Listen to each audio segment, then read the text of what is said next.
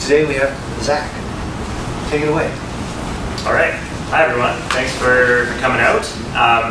So today my talk is going to be on model-based reinforcement learning for Atari. So this talk is going to be pretty light. It'll be probably mostly review for people who are really familiar with reinforcement learning. But if you're not intimately familiar with reinforcement learning, the talk should be hopefully useful. So,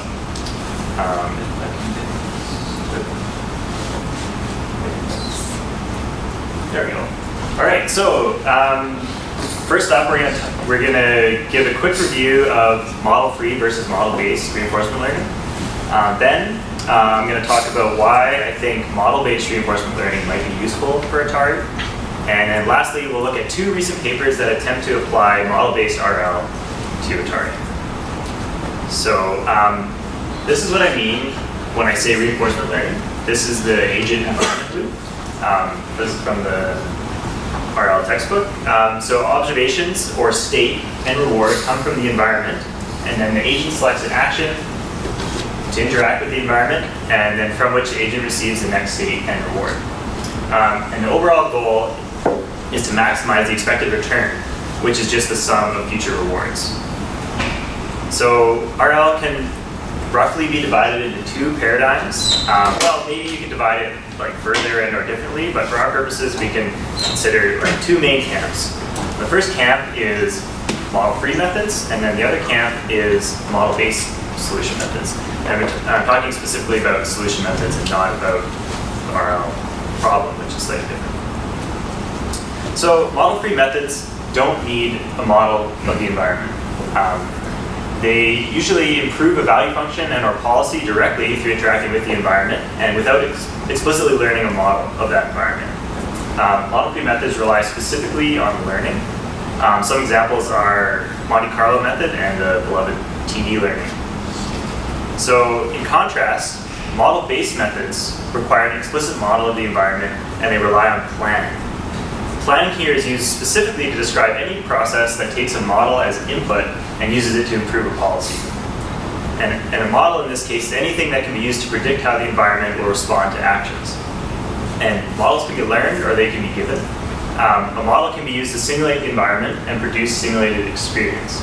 So these methods are in general more complicated than model-free methods, but can often make better use of limited experience, and they have better sample efficiency.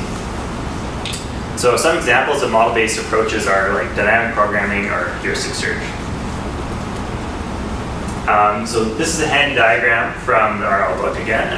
It shows the relationship between direct or model-free RL and model-based RL. So you have experience, which can be used to directly influence the value of policy, which is how you act, which allows you to generate more experience. And in the model learning case, your experience is used to learn the model, which is then used to plan, which is used to improve your policy.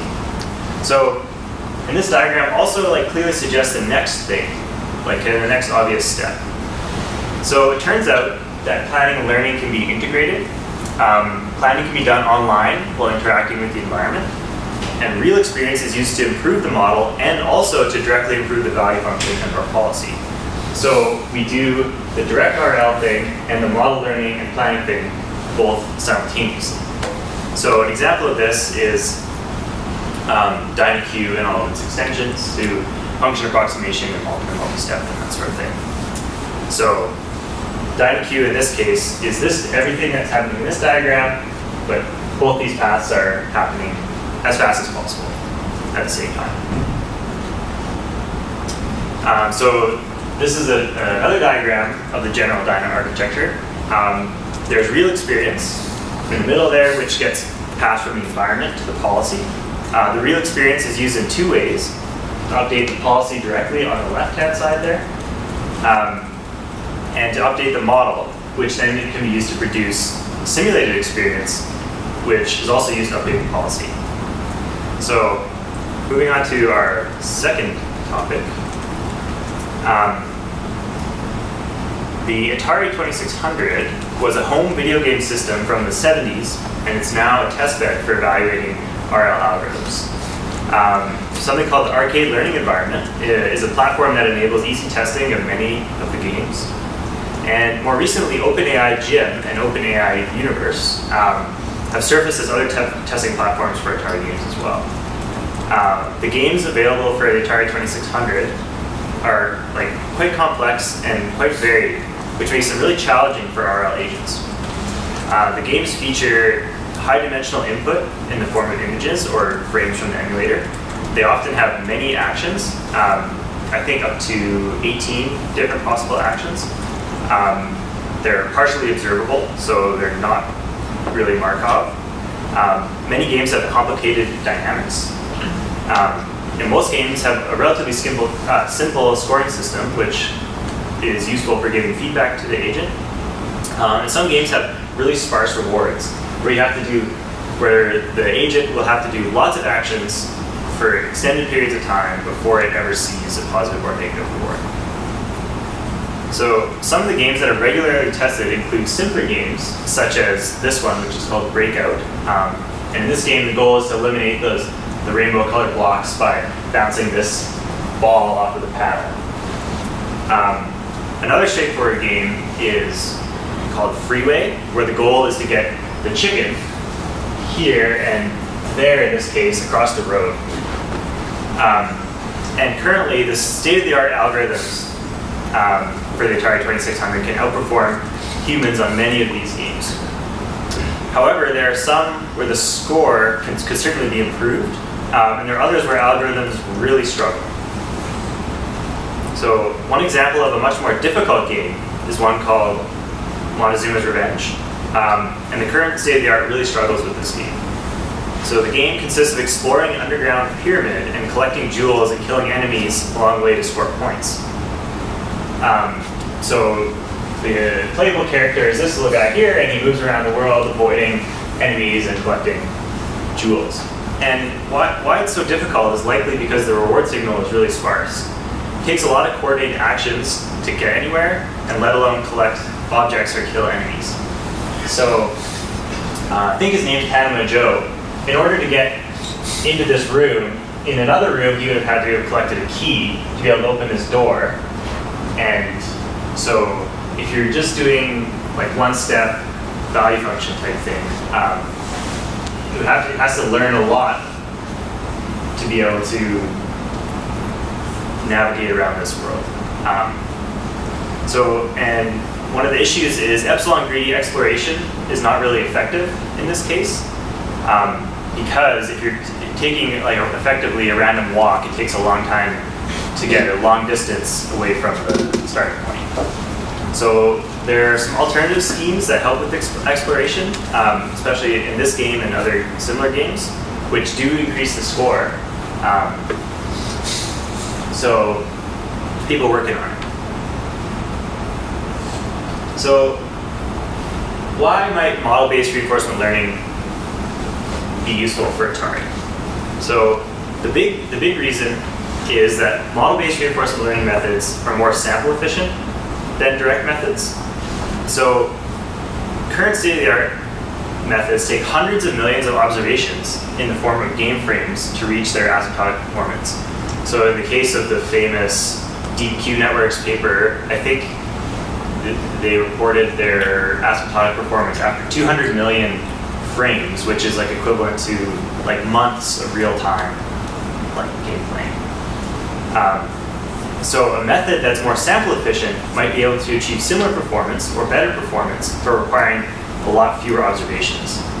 So be able to reach or beat the scores of algorithms that take 200 million frames in less time. So, and all the other potential benefits really, I think, just relate back to sample efficiency.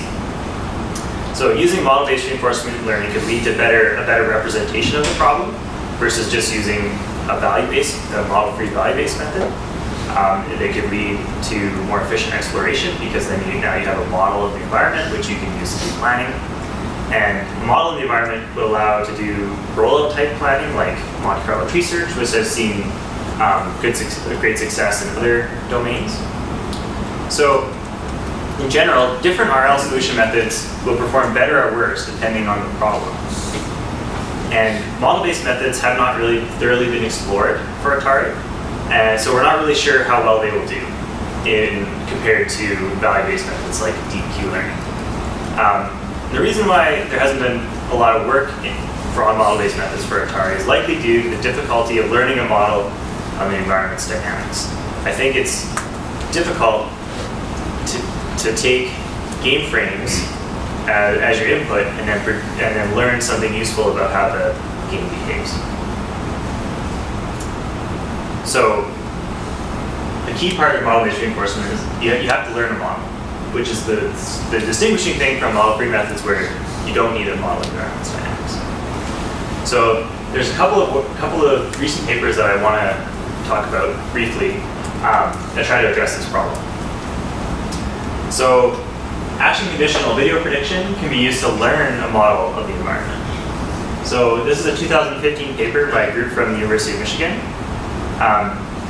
They propose and evaluate 2 neural network architectures to model the environment and to be able to make predictions about future frames conditioned on the action. So they're not just predicting what the next frame might be in expectation. They're given some history. They want to predict what the next frame will be given one of the 18 actions, possible actions.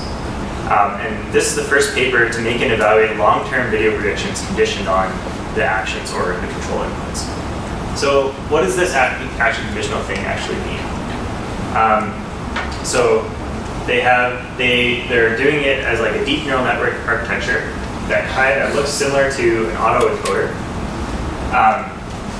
It consists of 3 parts. There's the encoding function, which takes a history of frames. I think in this case it was 4 frames, and using some neural network magic, it encodes it into a compressed or abstract state space of a certain size.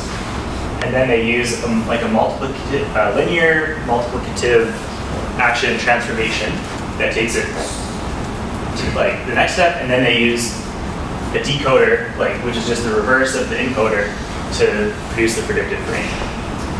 And then they also have this recurrent thing where it's the same as the feed-forward encoding, but they have like a recurrent neural network cell here, which will keep track of, hopefully, like the idea is that it will keep track of some of some important information about the history. Yes, sure. So this first work to make long-term predictions.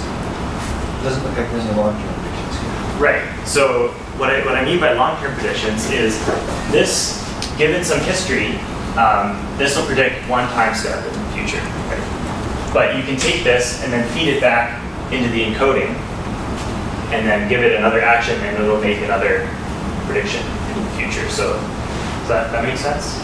So Yeah, that's short-term predictions. Iterate. yeah. So it's like bootstrap, kind of like on its predictions. Yeah. Short-term prediction, iterate. That's probably a better way to describe it than long-term. So, and then they train these in a kind of a normal supervised learning way. So they gather some training data that has the actions and the frames, and then given some history, they make a prediction, and then they compare it to what the actual target should be, and then they do backpropagation and all that stuff. So they trained and evaluated their model on 5 different games, and then they compared their models to some other models that existed in the literature. I won't get into the details. But as evaluation metrics, they looked at the mean squared error between the predicted frames and the actual frames. They also did some qualitative analysis by just visually looking at their prediction to see if it actually made sense. And then they also did this thing where they replaced the emulator frames so they replaced, as input to DQN, they replaced the emulator frames with the output from their predicted model. If that makes sense. So for the most part, their models outperformed all the existing models on the games that they had selected, which is just 5 out of the 50 or so games that are commonly tested in And then, so one other thing that they did, now that they have a model that they showed that it works pretty well to make these predictions, can be used to improve the performance of DQN in some games. So to do that, they proposed a way to improve the standard DQN by using something they called informal exploration. So to do this, they keep a trajectory memory of the last D states, and then they use an epsilon greedy policy for exploration. But instead of choosing a random action when taking the exploration step, they chose an action that leads to a frame that has been visited least often in their last D frames of the trajectory memory. So the predictive model is needed to predict the next frames corresponding to the possible actions available in the current state. So, and this improved performance in 3 out of the 5 games. So, it worked okay. So, the other paper that I want to talk about is a recent paper from the same group from the University of Michigan, and it introduces something that they call value prediction networks that can be used to predict option conditional future values instead of observations. So they identify models like the one that we just talked about as observation prediction models because it's directly predicting an observation in the form of a frame. And this is distinguished from what they call value prediction models that predicts the value or reward of future states instead of the observation. So they hypothesize that what planning truly requires is the ability to predict the rewards and values of future states, and not necessarily the future observations. So value prediction networks are a combination of model-based RL and model-free RL.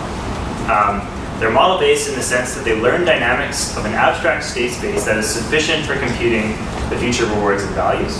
And then they're model-free in the sense that it maps a learned abstract state to reward and value.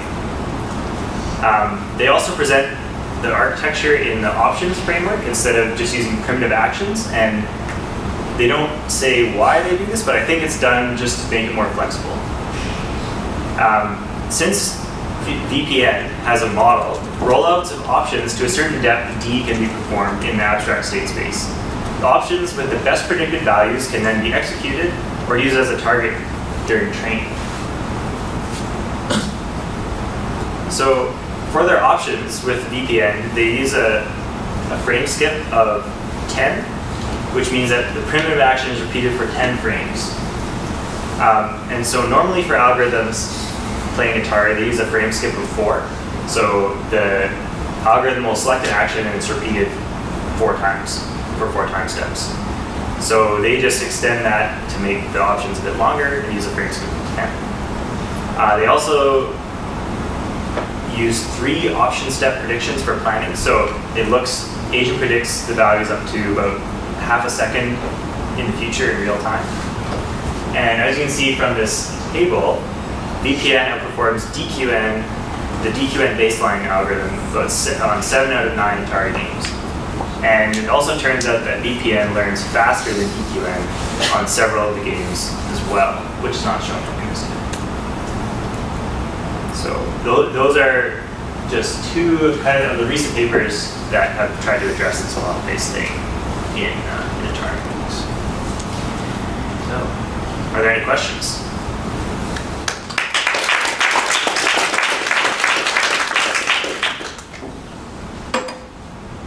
Yes. I was just curious, in the second paper, how do they learn the abstract states?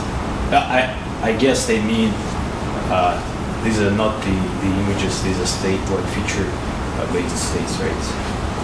Yeah, so I'm not as familiar with the second paper as with the first paper, but I assume they can compute some loss based on the value of the state, and then they have this neural network architecture that they can then do some kind of back propagation thing. Does that answer your question? Sort of. The paper is this value prediction network paper, if you're interested in giving it a quick read. Yes, Eric? Could you go to the previous slide? I was wondering if these results for DQN was the original DQN or like the one with planning or... Right. So I believe that their results for DQN is their re-implementation, so their implementation of DQN. And the score is also the average over the top 5 agents. It's not the best one. So in the original paper, what they did is they trained a whole bunch and then they just reported the score for the best agent, which I don't think really makes sense scientifically. But for this, they'll train a whole bunch and then they kind of take the top 5 average for both DQN and the VPN. Yes. And then I also had a question of, Owen, do you know why they chose to use DQN for that instead of like the asynchronous advantage actor critic or one of the more recent state-of-the-art algorithms for the Atari learning environment? Right. So that's a good question. So A3C is another algorithm that's currently kind of the state-of-the-art in Atari. And what makes it different from DQN or VPN is that it runs multiple agents in parallel that are updating the same value function or the same small set of value functions. So I believe that I don't know for sure, but I'm assuming that they use DQN specifically is because it's most similar to, it's just a single agent interacting with the environment instead of asynchronous agents. Right. Interacting. Yeah, that makes sense. Okay. Yes. Question about the first paper. Yeah. Usually encoder-decoder models, they usually yield very nice feature representation spaces, which are supposed to be much smaller than the original space. So I was wondering, do you think it's possible to learn to use the feature space instead of generating the images and use the feature space for the building the model, for estimating the model? So I think so. That's something that I'm actively working on. Well, first I'm trying to reproduce what they did. But one thought that I had was instead of, if you want to make multi-step predictions in the future, instead of decoding after every action and then using this as input to the encoder, why not just apply this action transformation multiple times in a row, and then let's say 5 times in a row to make a 5-step prediction, and then decode, and then you get your observation. And then it's plausible that you could also, if you wanted to learn about, if you wanted to make reward predictions given an action, you could instead of using the frame, you could decode this compressed representation into a reward or something. So given the action in a compressed state, you could predict a reward or maybe a negative value or something. Yes? Now that you mentioned reward, how are the rewards computed? Because these are all about the transition dynamics, right? Yes. So for what they did is they weren't learning about the reward at all. They were just predicting observations specifically. So I mean, they just knew the reward function on the observation. I'm not sure what you mean. Or maybe because you said at one point they replaced the emulator with their emulator. So if they were writing DQN, they must have had rewards computed. Right. Okay. I think the reward must have just come from the emulator directly, but they used the predicted frames for the observation. Does that make sense? So like, No. Because how would they know? How would you keep the two lined up? One of them is Okay, so yeah, so what they did was they picked some interval and then they would synchronize the prediction model to the emulator after, I don't know, 100 steps or something. Okay, so they would get some error. Their observations would look nothing like a real. Yeah. And then they would go back and start. Yeah. fresh. Yeah. So.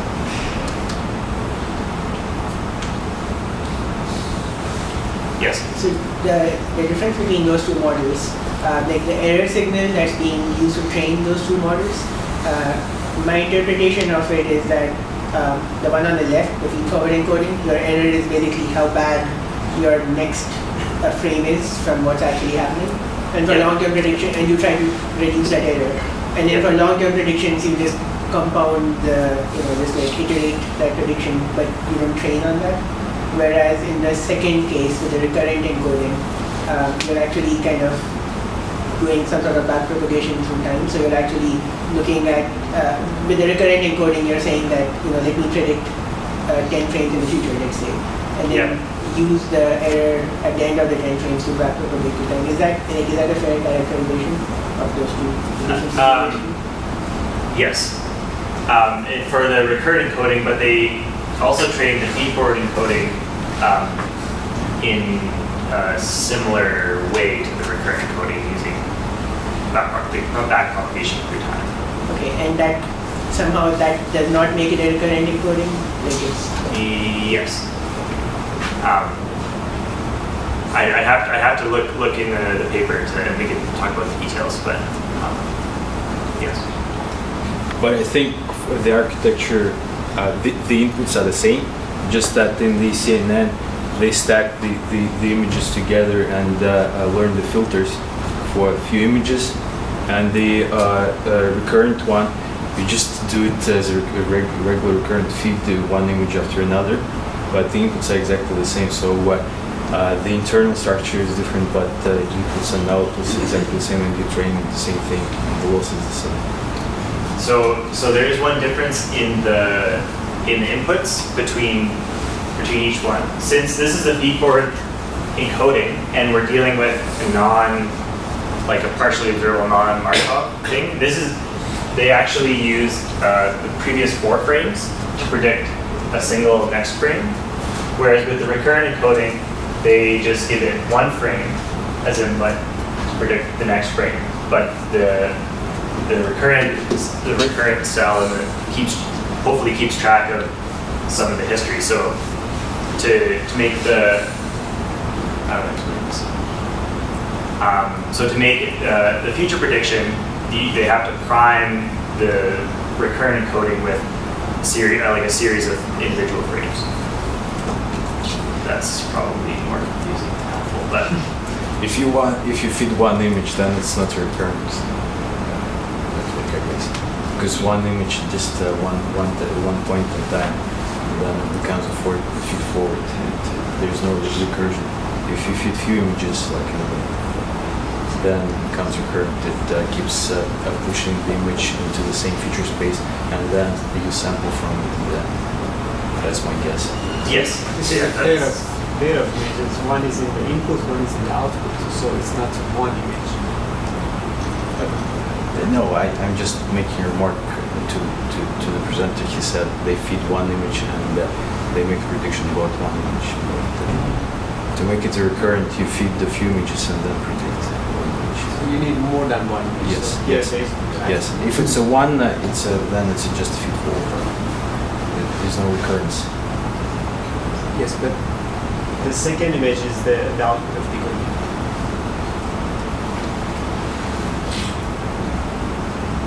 All right. So if people want to talk about the recurrent encoding, I might be able to draw it on the board, and maybe it'll make more sense than me just trying to verbally explain it. But we can do that offline.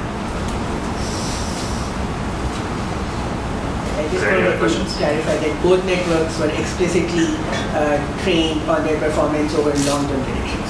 Yeah, so they actually use a curriculum learning procedure. So they're first trained on 1-step predictions, and then they're trained on 3-step predictions, and then 5-step predictions. So, and they give some kind of hand-wavy argument about doing the curriculum learning thing is more stable during training than just training on longer term or 5-step predictions correctly. I don't know if that's actually true, but that's basically it. Yes. Yeah, I think that if the model is not correct, like in the initial stage, then I think the model-based method does not actually improve the performance compared to the model-free method. So, like in the second paper you mentioned, you said they combined the model-free and model-based method. But my question is, they did from the initial stage, and what, or they estimated the model at first and then do the thing for the rest of the time? I think they pre-trained the model in a supervised way with some training data before setting their algorithm loose on the emulator. I think that's what they did to get a good score. Because yeah, so if your initially your model doesn't make is no good, it might be difficult to, because you have to also learn the model and then also be trying to get a good score in the game. So that's a difficulty that I think they have. All right, so that's my time. And if anyone else has any other questions, just come out after.